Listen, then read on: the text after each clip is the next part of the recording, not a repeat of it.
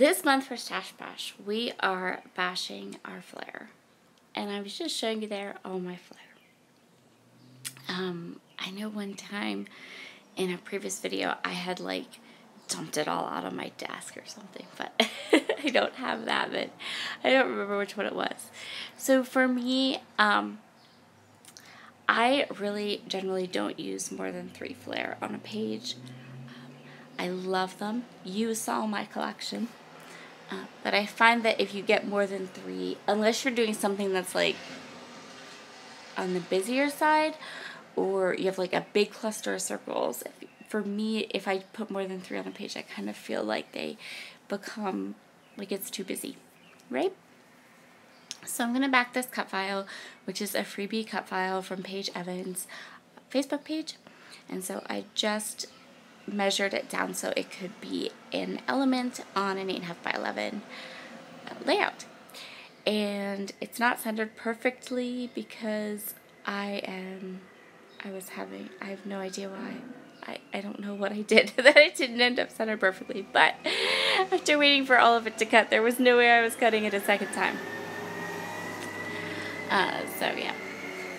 Please ignore the little bit of noise. I have the window open because it's like 90 degrees here. So I'm going to back this cut file, and I'm going to back like chunks of it with pattern paper. I'm using my Close to My Heart glue pen that I love. I'm just trimming off a little bit here. And I'm just going to continue going through and backing this circle with paper, with all this paper. So the paper and the collection I'm using, except for my Flair, I think there was schmutz on my cut file. I'm not sure what was up there. All of this paper is from Studio 40, the Good Vibes collection. And I received it from, I bought it at the Click Kits shop. And it's gorgeous. Studio 40 is a company from Poland, so I imagine that it wouldn't be super easy to get in the United States. But it was in the Click Kit shop, so I will leave my link below and you can check it out and see if maybe it's still available. And they're having a moving sale right now, so you could get it for a really good price. So this one pattern paper had a bunch of speech bubbles, and so after I cut it down to fit underneath my cut file, I was just fussy cutting out some of those bubbles. And now, okay, so I'm a little goofy about cut files. After I back a cut file, I always put another sheet of white cardstock behind my layout because too often I have had issues putting my layouts into page protectors and having pieces of the cut file in the back like catch.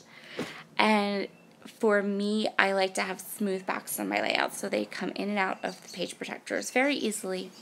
Since I don't scrapbook chronologically, I tend to need to move layouts around quite often. So that's just me. No, just, you know, just me. So I'm going to kind of decide where I want my Flair to be and which ones I want to use. And then before I continue to continue with my layout, I'm going to splatter some Shimmer's Night Moves onto my layout. And that is going to, I love how it looks when you do that, but I'm doing it before I did the layout. So it's going to look like I'm going to splash like a ton. It's going to look like overboard because I'm doing it before I do my layout, right?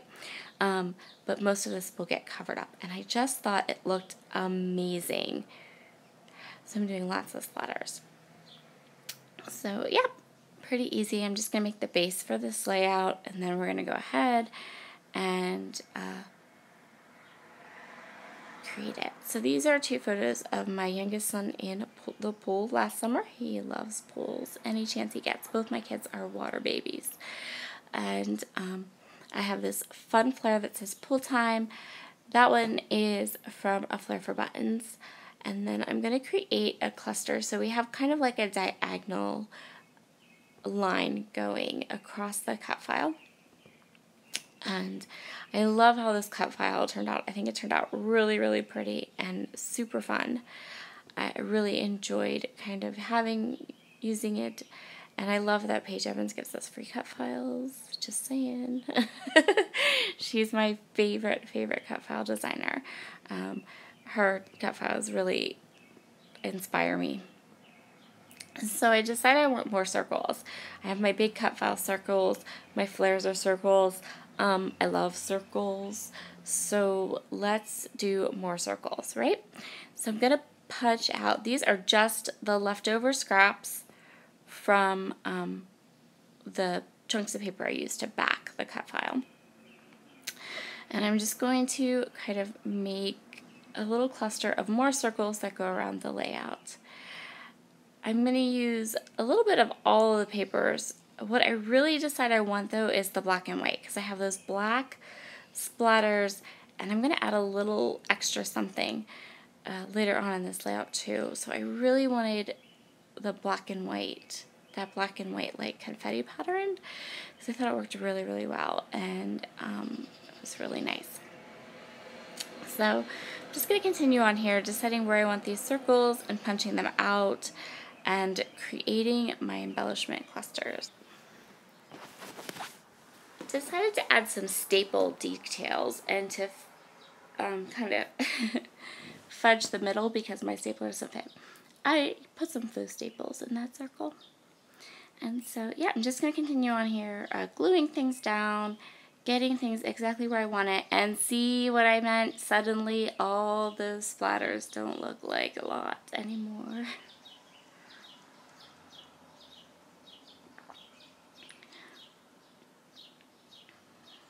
I'm just going to trim these up and add more staples.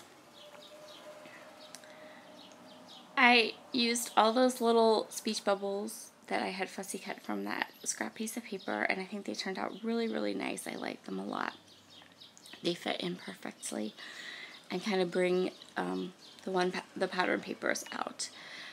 And so I'm going to go through my embellishments here. I just grabbed some translucent stickers and these little fray stickers from the Click Kit shop when I got the 6x6 paper pad. They also have 12x12 papers and lots more embellishments, but I know how I scrapbook. So everything is beautiful and gorgeous there.